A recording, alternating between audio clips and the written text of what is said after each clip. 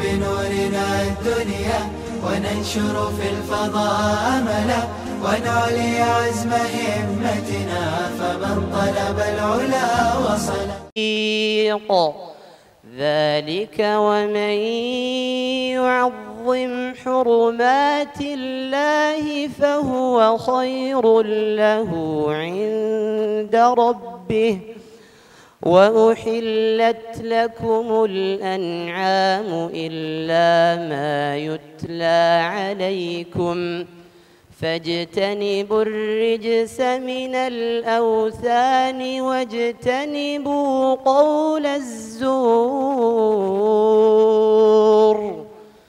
حنفاء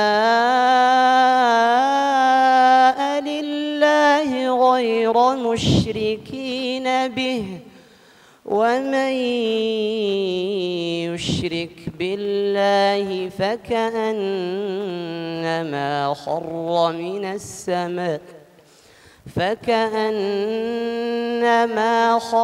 من السماء فتخطفه الطير أو تهوي به الريح في مكان سحيق. ذلك ومن يعظم شعائر الله فإنها من تقوى القلوب. لكم فيها منافع إلى أجل مسمى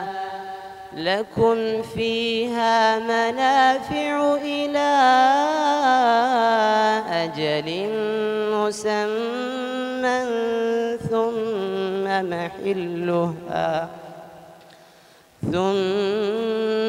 محلها إلى البيت العتيق. صدق الله العظيم. ما شاء الله، لقد شنفت آذاننا بصوتك الندي، وبعدما سمعنا تلاوتك قد أطلقت ألسنتنا بالثناء عليك.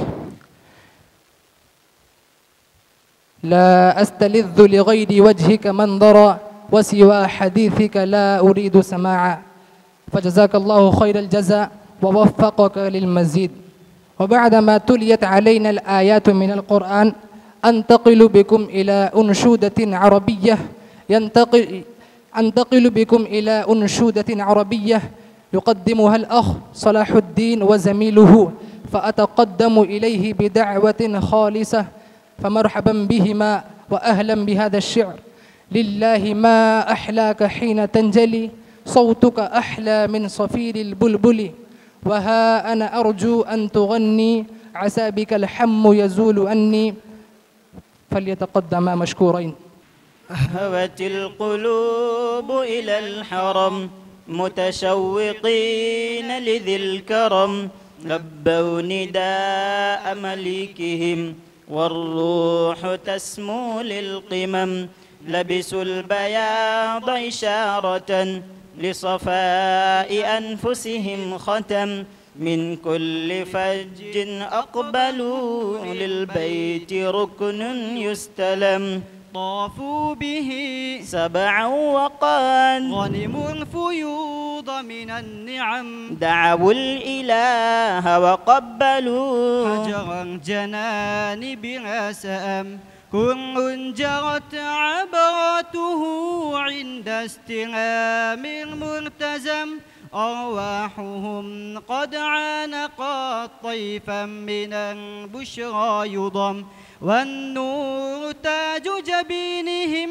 لما انجلت تلك الظلم، خلف المقام تجمعوا حيث الصلاة به تتم، وانساب فوج سائر كالموج في بحر خضم، للسعي قد شهدوا الصفا ولمروة عبروا العلم، يا لهف قلب عندما يلقى مناه وما اعتصم ترن العيون لزمزم ولمنهل يجلو السقم حتى ارتووا وتضلعوا والجمع كبر وابتسم إن أقرنوا وتمتعوا أو أفراد حجا متم فالله ينذرهم وقد غفر الذنوب مع الأمم فالله خير حافظا للمؤمن بل علم فقد اصطفاهم عنده بالخير من بين الأمم جاءوه شعثا خشعا غبرا وقد برئ الذمم فجميعهم متماثل العرب منهم والعجم طوبى لهم ولجمعهم في موقف الله الأهم ولمشعر قصدوا منا فمبيتهم تلك الخيم شكروا الإله وسبحوا وتضرعوا في المزدحم كل يناجي ربه وقت البطور أو العتم وانساب جمعهم إلى عرفات شوقا وانصرم فالكون في عليائه حقا تأنق وابتسم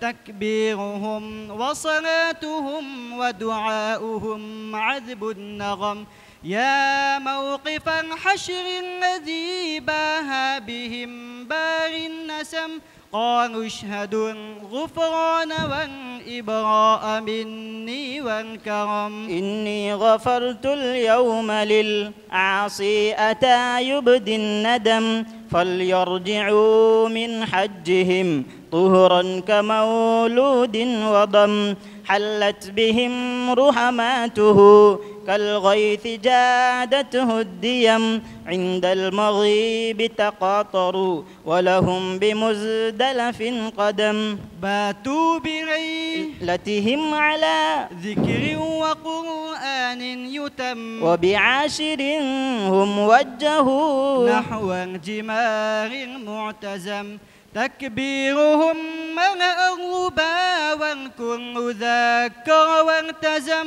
كل أتاه داخرا متجردا من كل دم ثم المسير لمكة مستبشرين بما ضرم وهناك طافوا بالعتيق وبعدها نحروا النعم حلفوا الرؤوس تحللا وتصافحوا في المختتم طابت خيامك يا منى بل طاب سهلك والأكم وتعاقبت جمراتهم متعجلين المرتجم طافوا ببيت الله بالتوديع والخير العمم وتعاقبت جمراتهم متعجلين المرتجم طافوا ببيت الله بالتوديع والخير العمم يا رب تمم حجهم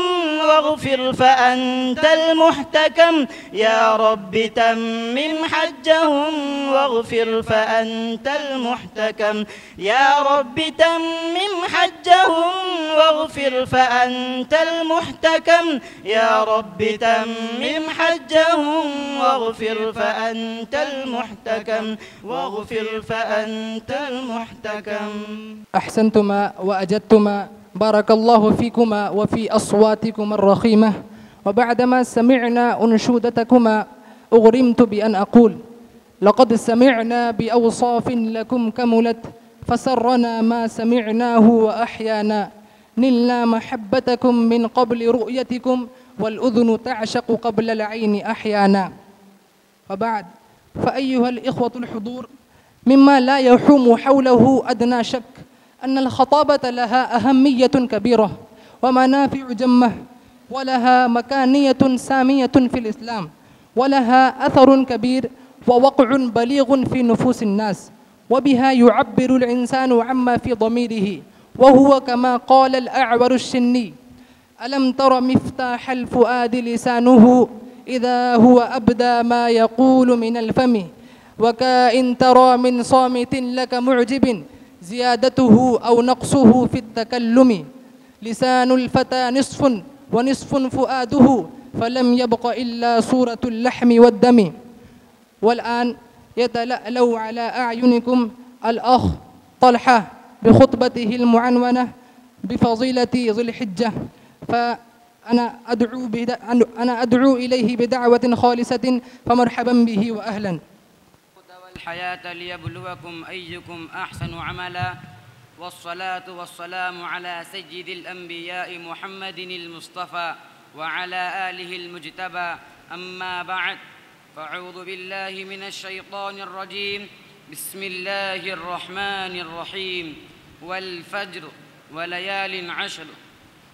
أيها الإخوة الأكارم، من حكمة الله تبارك وتعالى ورحمته تفضيل بعض الأيام على بعض، وبعض الشهور على بعض، وبعض الأماكن على بعض، وذلك لتوفير أسباب نيل الخيرات والبركات، وجعلها فرصا للتزود من الطاعات والفوز بأعلى الدرجات، فلا ينتهي موسم خير إلا وجاء بعده آخر تجديدا للنشاط وإبعادا للمل. أيها الطلاب، ومن أهم مواسم الخير موسم العشر الأول من ذي الحجة التي خصها الله بفضائل كثيرة، ومن فضائلها أن الله سبحانه جمع فيها أمهات العبادات، وهي الصلاة والصيام والحج والصدقة. ومن فضائلها أن العمل فيها أفضل من العمل فيما سواها، لحديث ابن عباس رضي الله عنهما عن النبي صلى الله عليه وسلم قال: ما العمل في أيام العشر الأفضل من العمل في هذه؟ قالوا: ولا الجهاد؟ قال: ولا الجهاد إلا رجل خرج يخاطر بنفسه وماله فلم يرجع بشيء. ومن فضائلها أن الله أقسم بها فقال تعالى: والفجر وليال عشر. قال ابن عباس: إن الليالي العشر التي أقسم الله بها هي ليالي العشر الأول من ذي الحجة. ومن فضائلها أكمل الله الدين في هذه وأتم فيها النعمة، حيث أنزل الله تعالى هذه الآية فيها: قد يئس الذين كفروا من دينكم فلا تخشوهم واخشون اليوم أكملت لكم دينكم وأتممت عليكم نعمتي ورضيت لكم الإسلام دينا، فمن اضطر في مخمصة غير متجانف لإثم فإن الله غفور رحيم. ومن فضائلها أن فيها يوم عرفة الذي قال عنه صلى الله عليه وسلم: صيام يوم عرفة إني أحتسب على الله أن يكفر السنة التي قبله والتي بعده. ومن فضائلها فيها يوم الأضحى وهو مسمى بيوم النحر، فقد جاء عن عبد الله بن قرة رضي الله تعالى عنه قال: قال رسول الله صلى الله عليه وسلم: أفضل الأيام عند الله يوم النحر ويوم القر. أيها المستمعون الكرام، ولأجل كل هذه الفضائل فإنه يسن الإتيان بعدة أعمال في هذه الأيام الفاضلة والمحافظة عليها. ومن أعمالها المبادرة إلى الحج لمن كان مستطيعا، كما قال تعالى: ولله على الناس حج البيت من استطاع إليه سبيلا. وثالثا الصيام، كما قال النبي صلى الله عليه وسلم: صيام يوم عرفة إني أحتسب على الله أن يكفر السنة التي قبله والتي بعده. ورابعا الأضحية، كما قال تعالى: فصل لربك وانحر. وخامسا الصدقة، كما ورد في الحديث عن عقبة بن عامر قال: سمعت رسول الله صلى الله عليه وسلم يقول: كل امرئ في ظل صدقته حتى يحكم بين الناس، فعلى الإنسان أن يغتنم هذه الأنعام ويسارع إلى طاعة الله بحد ونشاط ليفلح ويفوز برضاه. نسأل الله تبارك وتعالى التوفيق والسداد والإعانة على الرشاد، والحمد لله رب العالمين. ما شاء الله.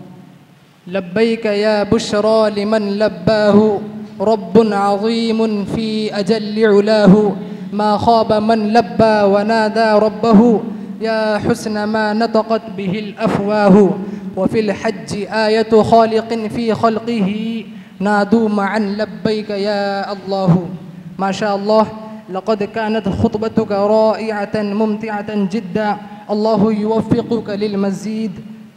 وبعد هذا إني أقدم الدعوة إلى الفارس المغوار الأخ غفران فليأتي المنصة وليتفوه بمكنونات ضميره.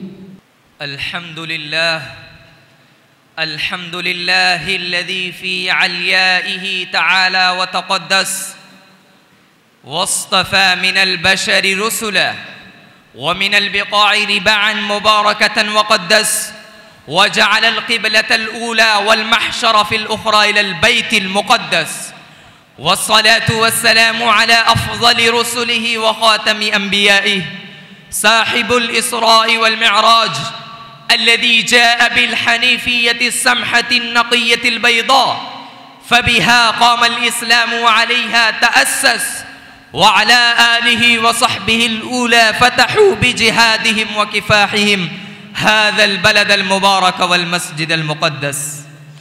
أما بعد، فمن أين أبدأ يا عيون فلسطين؟